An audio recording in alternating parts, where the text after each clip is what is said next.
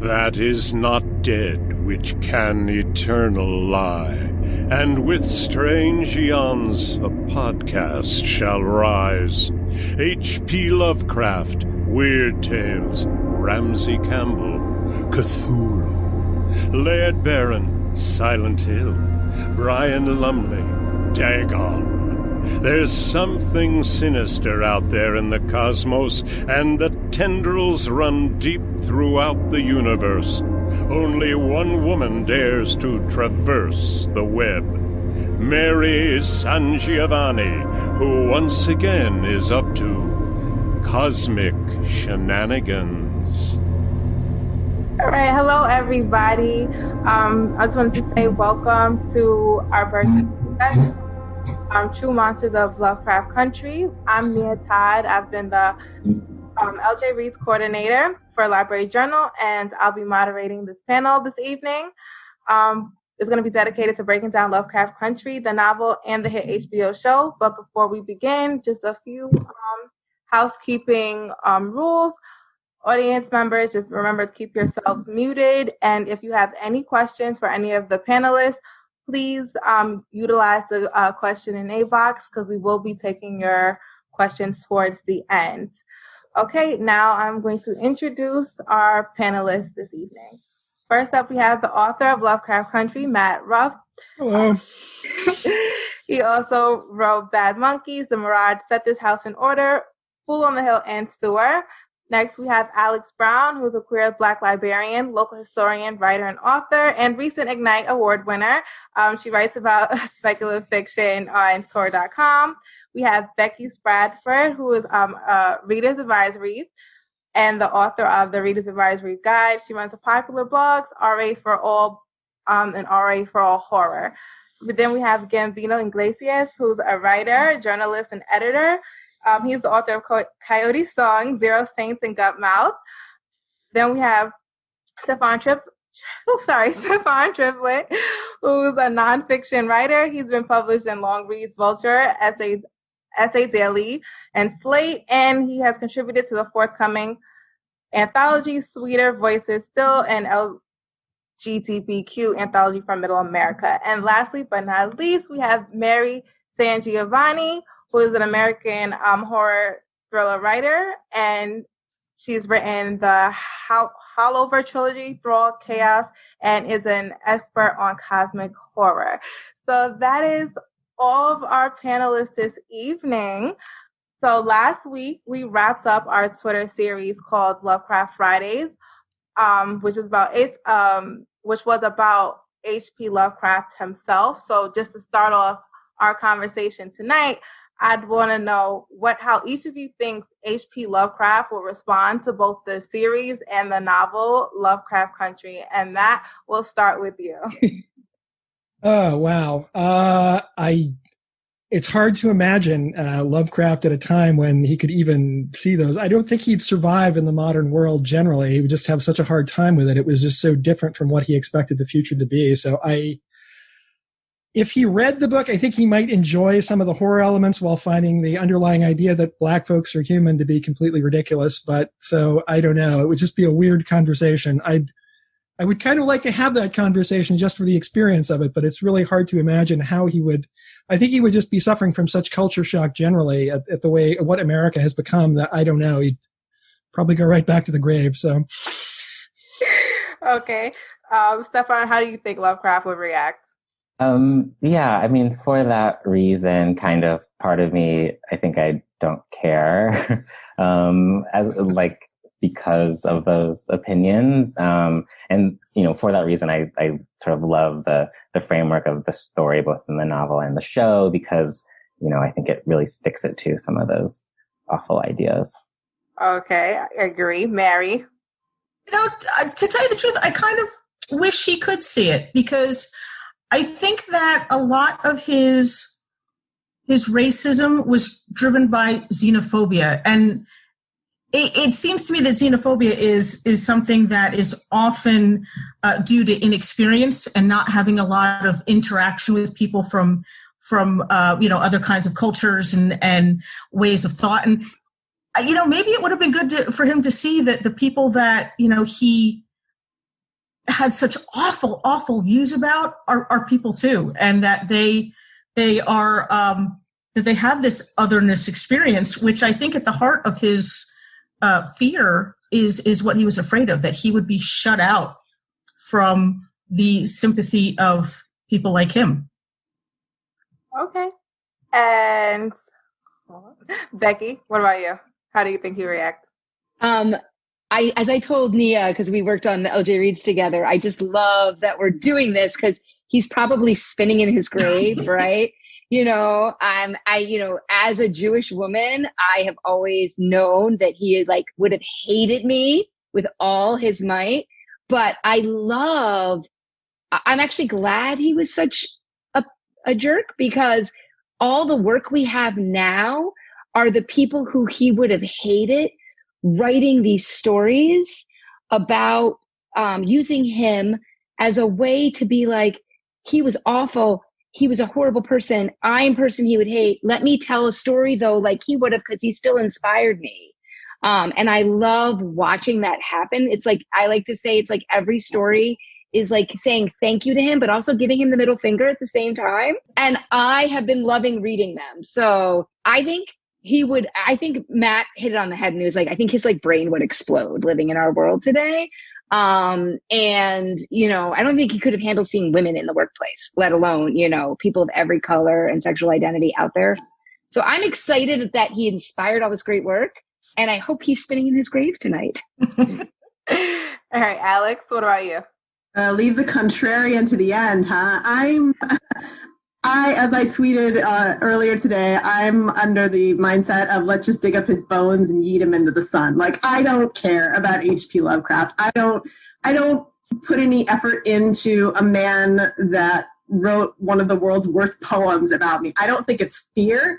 He was around Black people. Everybody's been around Black people. I don't root his racism in a fear of anything. I think he was just an asshole. I'm sorry, I'm going to say it. So I don't care if he would have hated it. He would have hated my existence. He would hate Misha Green. He would hate Jordan Peele. And I don't feel the need to put any breath or air or mental space behind what a man who decided that I wasn't even human would think about me today. I don't care. So I love Lovecraft Country, both the book and the TV show. And I love that it's taken this horrible little man and turned it into something really, really interesting that is commenting both on his horridness and also the state of the world. But he's going to hate me, and I don't need to put any energy behind a man who hates me. Cannot argue with that. And Gabino, what about you? Everybody has tackled Lovecraft. I think the problem would be he'd come back from the grave. Yes, he'd be scared momentarily, and then he would turn sideways and find a very large group of people like, nah, homie, relax. You had it right. Grab a tiki torch. Let's go. You had the right idea. So he wouldn't feel that alone. I don't think his head would explode. He would find a very large support group to carry on. And that's probably more problematic for us now because he's dead. Let Alex, if I find his bones, I'll give them to you, Alex. So you can go ahead and do that. But the rest of the folks who would be right there, handing them a tiki torch, are still around, and they still think the exact same hateful things. So I think he'd be all right. He'd find a crew to roll with. Those are some good responses. A big theme in Lovecraft work is the other, but I'd like to explore it from a different angle than Lovecraft had in mind. Lovecraft did a lot of othering, but what does it actually mean to be othered? And what are some of the repercussions of being labeled as such? And Alex, we'll actually start with you this time. Okay. I spent most of my life, all of my life, being othered. I was the only Black kid or one of the few Black kids in my school. I lived in a predominantly white area. I still live in a predominantly white area. I can count the number of Black people at my current job on one hand.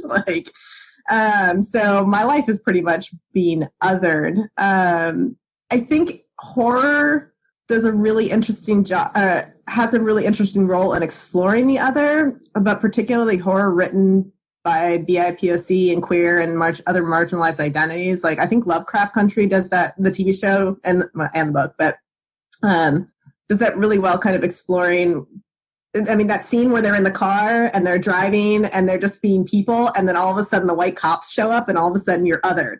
Like, you go from being people to non-people in like that. And I like that horror can explore that in a different way, because if you had stuck white people in that car, the feeling that they're getting as the white cops approach is an entirely different experience. I mean, there was that, I'm sorry to spoil the end of Get Out, but that scene at the very end where the cops show up, every Black person in the audience went, oh shit, because there's that moment where you go from being a person to being a thing. And particularly horror with revolving around marginalized identities and told from the lens of marginalized identities, I think does a really good job of exploring that. Whereas if it's just cishet white people involved with other cishet white people running down a cornfield and with a machete, I think the othering element is just outsider fear, I guess. Okay, I could definitely get that. Sorry, love my placement. Gambino, what about you? It's interesting because last night, I'm not making this up for this thing. It happened a couple of weeks ago. I adopted a puppy, and it's a almost 60-pound pit bull puppy. So I've always been, as soon as the cold starts, I'm the big brown dude wearing a hoodie. But it'd been a couple of years since a woman had actually ran away from me. And last night, a woman was walking towards me on the sidewalk, and she looked up from her phone and saw me walking towards her with the dog, and then she yelped, turned around and ran away. And I think most of the stuff that we find in Matt's book, we see them today. There was a scene here, and it had me thinking about the other in very interesting ways. There's a scene, Atticus can't eat a banana at a gas station. But I used to teach high school at a school that's about 90% Hispanic, 10% Black. And some of my high school kids would not eat a banana in the room for a variety of reasons. Some of them because they were Black and they knew those jokes were coming from Hispanics. And a lot of them because, it's a banana. It's gay if I eat a banana in front of other men. So they would cut it into pieces to eat that banana. Which sounds absolutely ridiculous, but it's still going on. It's that other. Now we have more. We have better ways of describing that other. We have really smart horror that's exploring all of that otherness, but it's still at the core of that fear. It goes to that, the unknown and the stuff that I don't truly understand. Books like this do a fantastic job of putting it at the center and saying, hey, listen, let's stop looking at this from outside because God knows we've been doing that for decades. And let's put the other at the center of everything so that everybody else starts getting a sense of what it's like to be in that spot. And the more we get, the more narratives we get like this, the better horror will be and the more inclusive readings we'll end up getting. I like that. Steffan, what are you? Yeah, so I really love what's been said so far. I'm struck by what Alex said, and I'm thinking about what has drawn me to horror as a horror fan. And I think like a lot of the plots and stories that we get in horror are sort of driven by this other. I'm thinking about how, with a lot of contemporary horror movies, people will have a lot of queer readings that they'll put onto them, and there feels like there's a queer sensibility. And I think that speaks to sort of this feeling of others at the center. And so what's interesting about Lovecraft Country, and I love how the novel opens with Atticus alone, right? And his car is broken down, and there's a way in which it is just him, the other, in this space. And the past, the fact that it's not happening in the contemporary also adds this extra layer of othering, even though it's a history that we know well. And so I'm just captivated by that. I think that the show is really interesting because it seems to me, my really generous reading is that it plays with otherness in a certain way. Not only are we getting a show full of Black protagonists, but we have episodes where we have Gia as the main character, with a group of Black people who are the others, right? There's conversations about queerness, colorism, all these things surrounding the stories, and that all happens in this space that was given to us because we had just a bunch of Black protagonists in a story that we just don't see, we hardly ever see, and because there's so many people at its center, it really makes more complicated the idea of the other. It helps us flesh it out. And that's just something that's been going through my mind, the past 2 months that I've been, watching the show and engaging with it. Also mine. Becky, your turn. Yeah, I'm going to go off of what Steffan said a little bit, going to the opening of the book, because I think that's really important. Horror in general does take this idea of the other in some way to create the fear. And Gabino's kind of talked about it too. So he's alone and we're frightened for him because he's a Black man stopped on the road. And then it turns out we have way more things to be afraid about, right? And lots of really great horror novels do this. They start with something that is unsettling and anxious, and it does place the person, the protagonist, as an other in the story from the start. But then it pulls back before it gives you even like the supernatural horror. And also the other thing about horror is, and I think that's why it works so great with this, looking at this racial lens with it. But all horror has a coming of age theme, right? The main protagonist has to not only overcome something in them that is holding them back, but also a monster. And this is totally true in both the book and the TV show. And I think it's why it was so, I read the book when it first came out and was just captivated by it, because as a horror novel, it did an amazing job, even without the, satire of Lovecraft, to create this other and these characters that had to fight evil on so many different levels. And it is because of the othering. And so I think it's kind of ironic that, as Nia said, we want to turn this othering on its head that Lovecraft did, but horror needs that, right? We need to feel that we are sort of the underdog with that person. And I know, especially, and I know I'm figuring Mary's going to be next, but I know for Mary, she's worked a lot talking about being one of the only women in horror back in the 80s and 90s, or in the 90s, sorry, in the early 2000s. And she faced a lot of othering from other authors too, I know. And Mary, since he tagged you, well, thank you. It's interesting because I think horror, until fairly recently, it looked at the other as something that, you went from being part of the everything to the fear that you would become an other, that you would be othered somehow. And that was primarily because it was from a male, white, straight point of view. So there was this fear that something would happen, that the monster somehow or the antagonist somehow would leave you othered, would leave you maimed or crazy or at a loss somehow. And, Alex and Gabino, they brought up good points that horror recently, I think, because there's more diverse writers, more diverse people sharing their perspectives, you have horror from the point of view of a place where maybe you have always been othered, and you're looking at a different way of looking at the horrors that result as not from a place of oh my God, I'm going to lose my everythingness and become another, but I'm starting out as another, and here's what it's like. And I think some of the most effective horror, because it is a genre of emotion, is the kind of horror where you can relate to a viewpoint that maybe isn't your starting. I'm on the easiest playing field here, but to understand, I understood at the end of Get Out or at the beginning of Lovecraft Country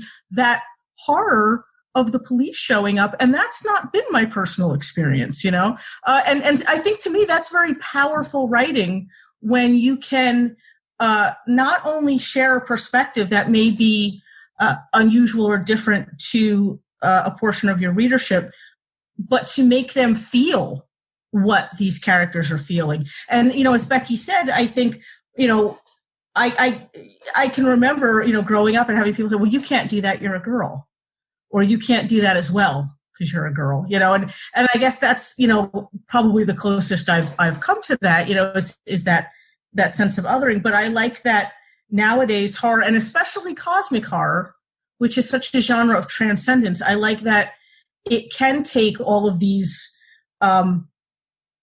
elements of otherness and look at them from new and fresh and interesting ways, and actually have people who are not, maybe that is not their own personal experience, have them understand it and feel it too.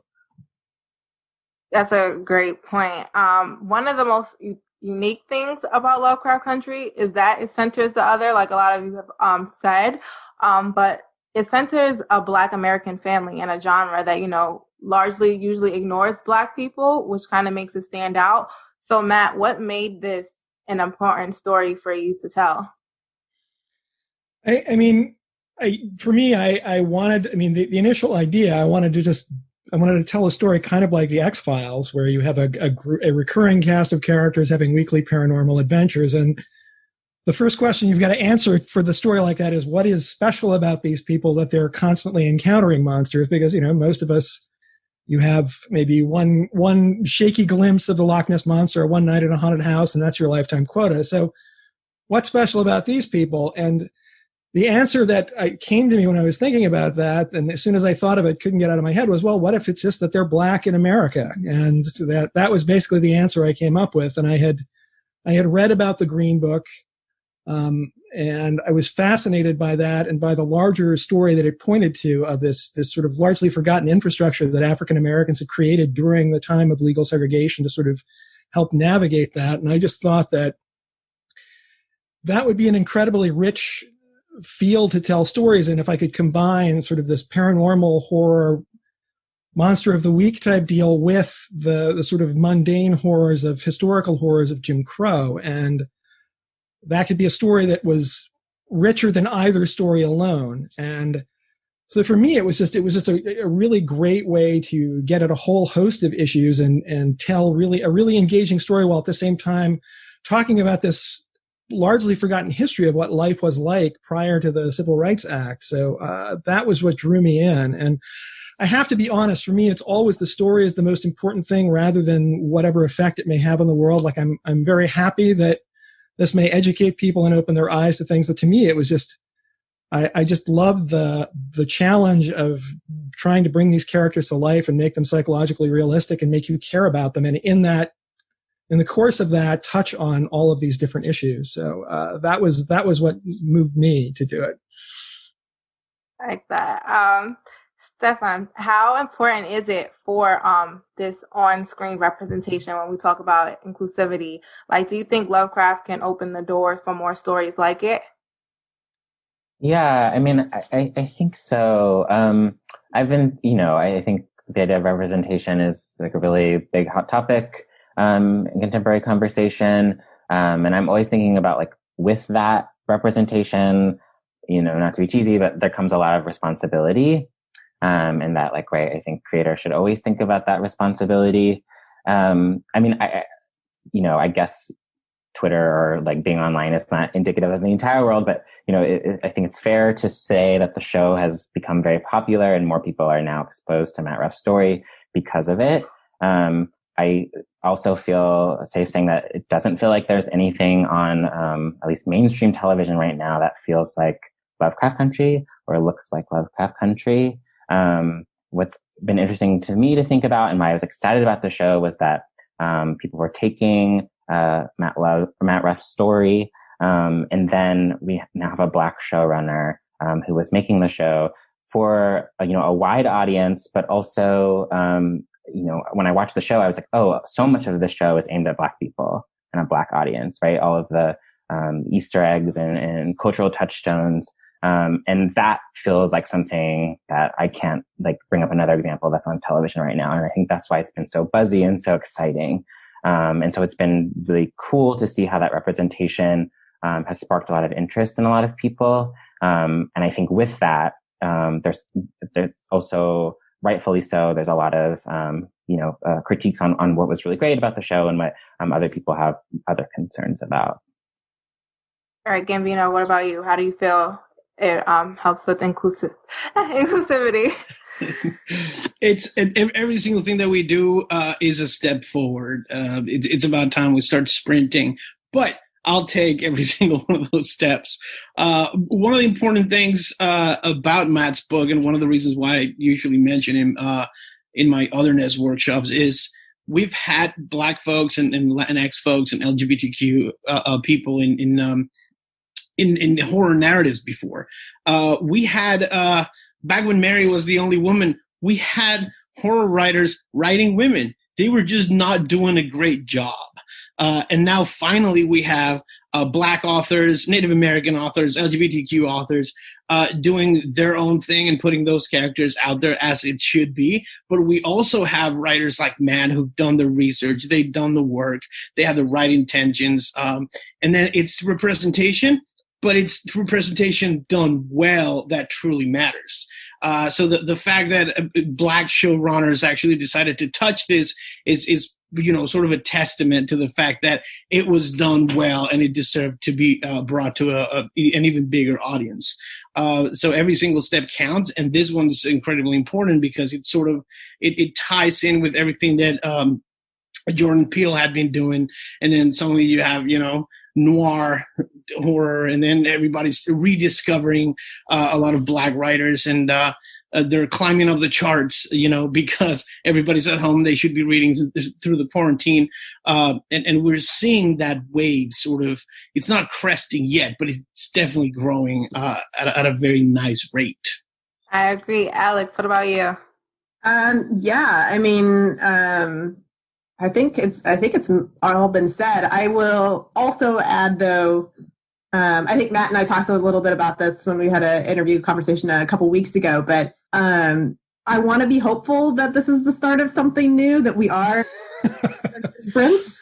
But I also know that it's been, how long since Watchmen's been off the air, and we have nobody's like, yeah, we're going to do this show, and we're going to do this. I mean, we had the big diversity boom in Hollywood in the 90s, and what happened to that? Like, UPN died, and then where did all Black shows go? Like, so, I really would love this to be something, but, call me when Fledgling gets a miniseries, or The Only Good Indians gets optioned for a film and it makes it on. Like, I will have some hope if we actually, I mean, if I can just jump in on that just a bit. I mean, I think it if nothing else, it is one more proof of concept that this can work. And then the other thing longer down the line is I hope there are younger people, who are thinking about breaking the business, and they will remember this, even if the people who are making decisions now are still hesitant. So, and especially if the show goes into multiple seasons, I think it will, hopefully have enough of an impact down the road, just inspire other people. That's what I'm really waiting to see, is what is this going to inspire in the next generation of storytellers. That'll be great, so. Well, and what I like about your book, Matt, to jump in, is that it kind of hints at that, right? We've got these characters who love speculative fiction, right? Who are not necessarily the people who we would have thought were reading it back then, right? And then they inspire this story, and then they keep taking it. There's a next generation even in the book, right? Taking it forward. And I love that. And I would say what everyone's saying too is that, I'm writing the 3rd edition of my book for librarians about horror right now. And so one of the things I do is I tell them, who are the kings of horror, the heads of horror? And right now, and I just gave a talk the other day about this to librarians, my 4 heads of horror right now are Paul Tremblay, Stephen Graham Jones, Victor Laval, and Carmen Maria Machado. And I said, there's one white man there. And I didn't do that on purpose. Those are the people writing the best horror right now, the young voices, the ones coming up. And they're telling, the reason people enjoy their stories is because they're telling them from a different perspective. And I would even put Paul Tremblay in there as a white man. He tells stories, the Cabin at the End of the World takes 2 gay men and their damaged Chinese adopted daughter and makes them literally the family that could save the world. And you believe it, and he inhabits women characters frequently in his stories really, really well. And that is important. I think these stories are coming out. I mean, Silvia Moreno Garcia this year wrote Mexican Gothic, which is basically a Victorian Gothic novel told from the perspective of 1950s Mexico. And you guys can go into Library Journal and read the interview I did with her when that book came out, where we talked about that at length. And what's amazing about it, it's on the bestseller list again, because it's no different than your British Gothic novels. I found it infinitely more interesting. Also, fungus, which are really scary, but that's a whole nother story. But, telling this story you think from a different perspective. I think Alex is exactly right. Like, it didn't happen before, but I do think it's slowly steamrolling to a place where the very best stories that we're getting, especially in all of speculative fiction, I feel like, because of that otheringness in the stories, I think you can't stop it. I think there are people that Gambino talked about before, with the tiki torches, who might want to stop it. They can't. It's too late. All right. So, speaking of the show, I just want to touch on it a little bit. When it comes to the show and representation of others specifically, there was a lot of criticism when it came to the character Yahima. And I would just, I want to know how you guys felt about that and what you thought could have been done better. So Mary, we'll start with you. We haven't heard from you in a while, so we'll start with you. Okay. I'm sorry. I missed. Which character are we talking about? Yahima, the two-spirit. Yes. Yes. Okay. That's what I just wanted to double check. I like that character was in there, because I think one of the things that the book does and that the show, I think, really focuses on, and which I think honestly is like an absolute staple of cosmic horror, is this idea of fluidity and transformation and transcendence, really. And I think that character represents, unfortunately, maybe like the last barrier that I guess the bulk of society still has some kind of issue with. I think that's unfortunate, but I think that it shows a certain that the show chose to include her. I think shows a certain a certain acknowledgement of that, which I appreciate, and I think a lot of people who, who have family and other loved ones who are transgender, let's say, or gender fluid in some way, I think that there's an acknowledgement there that, a lot of the abolishing of prejudices take time. And it shouldn't have to be that way, but it does seem to be that it's part of it is, generational.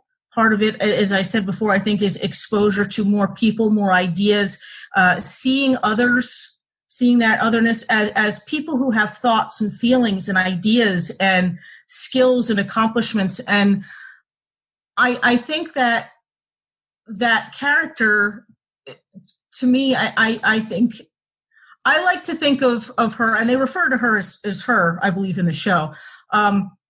I like to think of her as that sort of last bastion of magic that would maybe set us free from like the kinds of boundaries that physicality has imposed on us. I think it's a very cosmic horror-y concept. I mean, I would imagine the criticism maybe deals with the fact that she's not in it very long. Spoiler alert, she's not in it very long. And she is the other that is even more other than I think other characters in the story. But I'm glad to see, that there's a progression, like Gambino said. I think representation, good representation, is pushing us forward. And I know that sometimes there's that anxiousness that, like, this, why can't this be more, why can't we be further along? We should be further along than we are now. We should be better than this. And it's frustrating, but I do think that every time the other people are represented, and that are shown to be, like in her case, are shown to be these sort of beautiful, magical, powerful, important people, even if only briefly. I think it brings us a step closer, and I'm glad to see it for however brief it is, because I think it leads us to the next time. Alex, I know you specifically from your reviews and from the face you made when I said Yahima's name that you weren't the biggest fan. So what do you think they could have did to make that better, that storyline better? So I'm going to preface this by saying I am not Indigenous or Two-Spirit, so I'm not presuming to speak for that community and what they feel. I was trying to I've been taking in a lot of conversations and trying to hear from people from those communities what they feel and using that to inform my thoughts. So that being said, the question comes down to me, is bad rep better than no rep? And as a person, I'm Ace Arrow, and there's a lot of bad Ace Arrow rep out there. And I know in that example, I would rather not be represented at all than to be represented inaccurately and harmfully and dangerously. I think the idea of a Yahima character, a Two-Spirit person who's holding the key to something, and the conversations you can have about colonialism, I think that's great. I think what we got on screen was awful and vile and should have never been shot. It was, to me, bad rep. The very first time we see Yahima completely naked. And that is an awful trope that many trans people and non-binary people have spoken about how harmful that is and how dehumanizing that is, to be just stripped down to, your physical form and your genitals and have that be the thing. And what's that, when you're talking about a person. I also want to note that a lot of people do call Yahima she. And the only reason we have that pronoun is because Atticus calls Yahima she. We never find out what Yahima's pronouns are. Unless Yahima said something and Atticus decided not to translate it. But we never hear from Yahima what pronouns Yahima chooses to use, which is why I don't even say they. I just use Yahima's name because I don't know what Yahima's pronouns are. And I think the fact that we all just revert to she because Atticus, some dude, decided to call Yahima she, I think that in its of itself is a problem. And I think what happened with Yahima is what happens often with Indigenous characters, where they're not people, they're plot devices. Yahima becomes a means for other people to talk about colonialism, rather than actually getting to be a character. So I bring it back to my original question: is bad rep better than no rep? I personally would have rather, if this was the path that they were going to choose, I would rather have not had Yahima be Indigenous at all. And certainly not Two-Spirit, because we rarely get Two-Spirit characters. And the person who played Yahima, as far as I know, does not identify as Two-Spirit. I'm happy to be proven wrong, but on my research, I could not find any evidence of that. So you've got problematic element after problematic element stacked on top of each other, and you've got bad rep piled on top of each other in a variety of ways. And I frankly would have rather just had no Indigenous characters at all, speaking from my perspective, than one as poorly handled as Yahima was. I agree. Steffan, Misha had said that, she made a misstep with Yahima's character. Do you think a misstep is like putting it kindly, or do you think that's like, because I don't know how I feel if that's accountability by saying a misstep all the way. Like I didn't feel like it was an apology. So what do you think? I agree with a lot of what Alex said. And I was, pretty critical of this in my recap of the episode. I like Alex's framing too of like bad rap, and I just keep thinking about with the responsibility of representation, we have to consider harm, and like if we're doing harm, and I think that even I see the intent of like the inclusion of Yahima, and like I can see perhaps conversations of like, what does it mean if we have all these Black characters and then we introduce other characters, we introduce Indigenous characters, we introduce Asian American characters. How do they get on together in the world? Like I can see all of that thinking, but at the end of the day, what happened in that episode, unfortunately, just ended in violence. That is not only a trope, but just, it's very upsetting for a lot of people. myself included. And so I think Misstep is putting it lightly. I mean, the words that I use in my recap were much stronger than that. However, I mean, everyone is human, right? I don't expect perfection. So I'm glad people are talking about it, right? And hopefully no one will make that mistake again. Because I do think it's harmful in that, like, harm is done when a character like that is shown as or depicted as disposable. And that's how that scene read to me.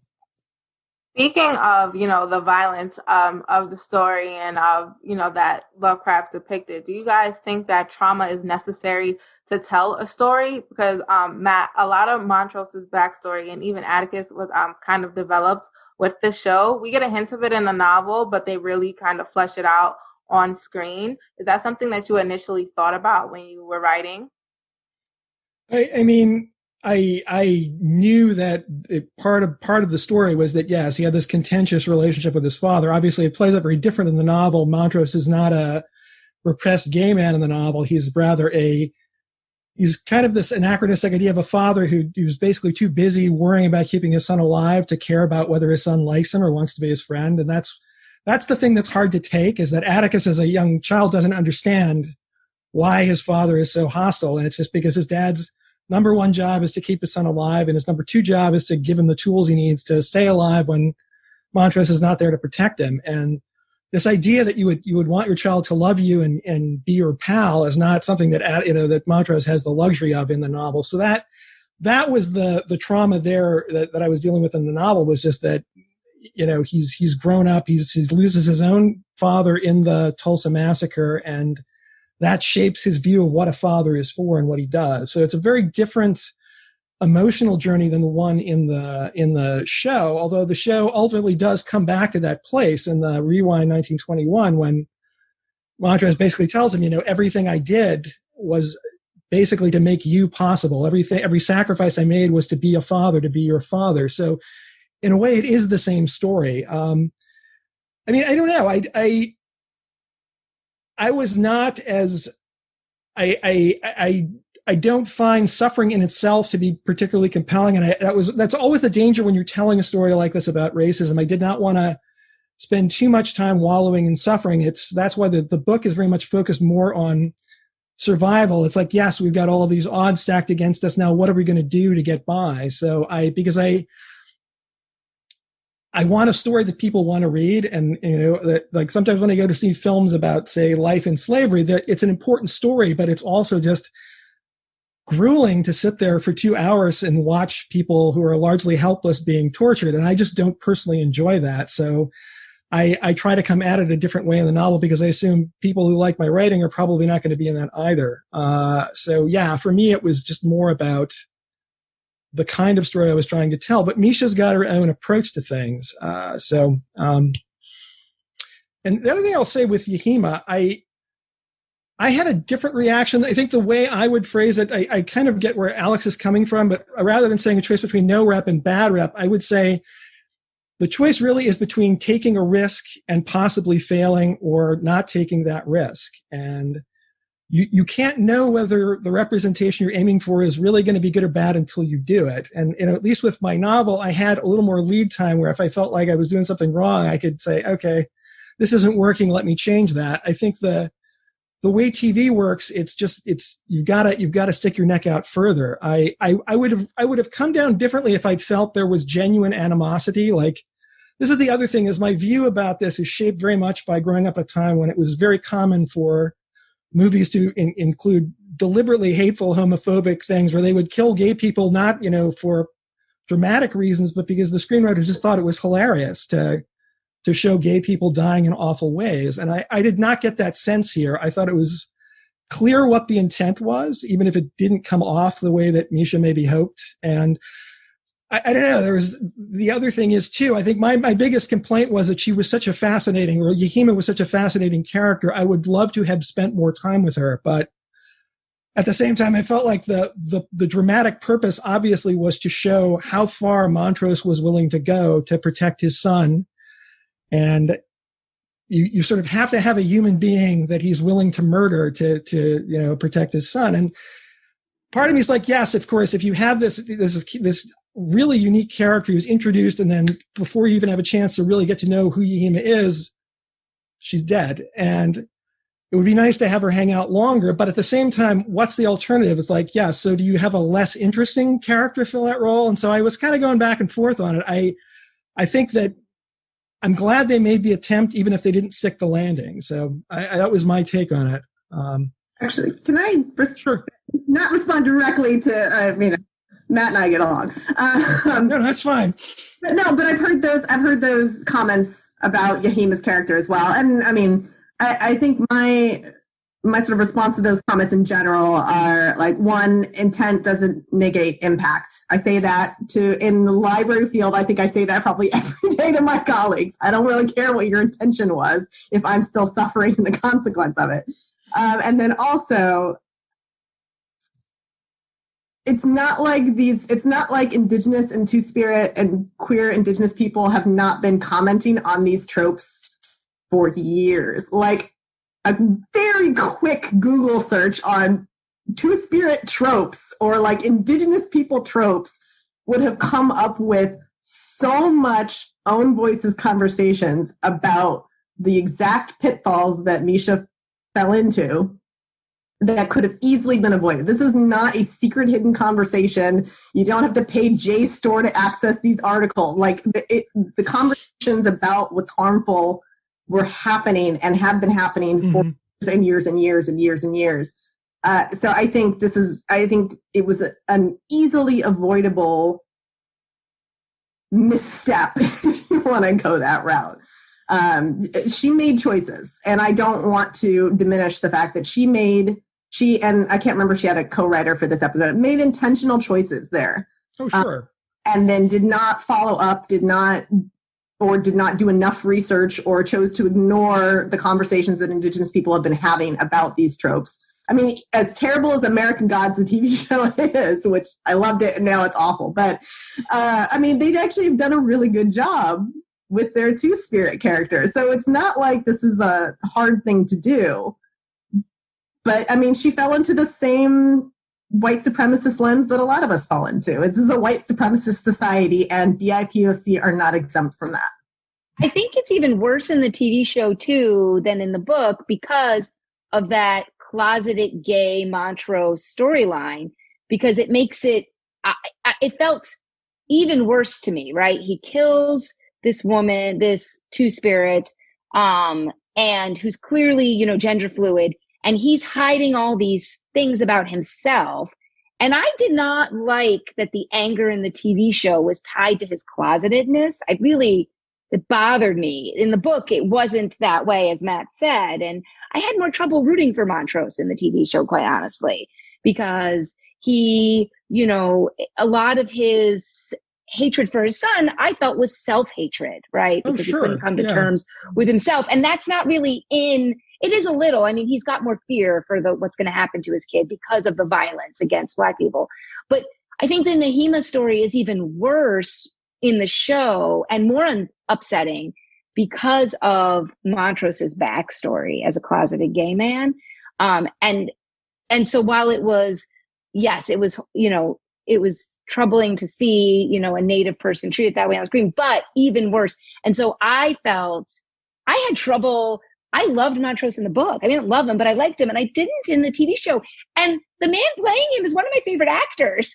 So that was, I had trouble there. I can agree, because Montrose was also my favorite in the book. Like, he's my favorite character in the book. And then on the show, I was like, I want to like you so bad, but there's flaws here. There's flaws. What about you, Gabino? Do you think trauma is necessary to tell a story, or do you think we can do without? That would be up to the storyteller. I use it all the time. I was going to say, you're the king of trauma, I want to slap you in the face and make you sit up and take account of what's going on. I start my violence workshop telling people the horrible story of a Black man who's stolen from the cops, beaten, lynched, hung from a tree, killed, packed with bullets. His body's brought down, they tie him to the back of a car, they drag him through town, and then they set his body on fire. And then people go like, oh my God, why? And then I say, yeah, that was Will Brown in 1916. That's not a story. That's our history. So in this case, I love seeing the two sides of the conversation, because I have to agree with Alex and Steffan, mistakes were made. But at the same time, I'm not, the only thing I disagree with Alex is like the no representation. When you make these types of mistakes, people are hurting, and it's a different thing. It's not like, for me, might be the type of anger that I feel. For example, I live in Austin. It's a college town. I'll go to the grocery store, and there's a white dude rocking a T-shirt that says "Beer is my spirit animal." And then you go like, oh, Jesus, really? And again, this is not, he could go on Google and find out why he shouldn't be wearing that shirt. But they don't do that research. So now we're caught in this thing where it's mistakes were made. What now? How do you make those amends in order for the next two-spirit individual that shows up in your movie, in your film, in your book, in whatever, actually gets it right?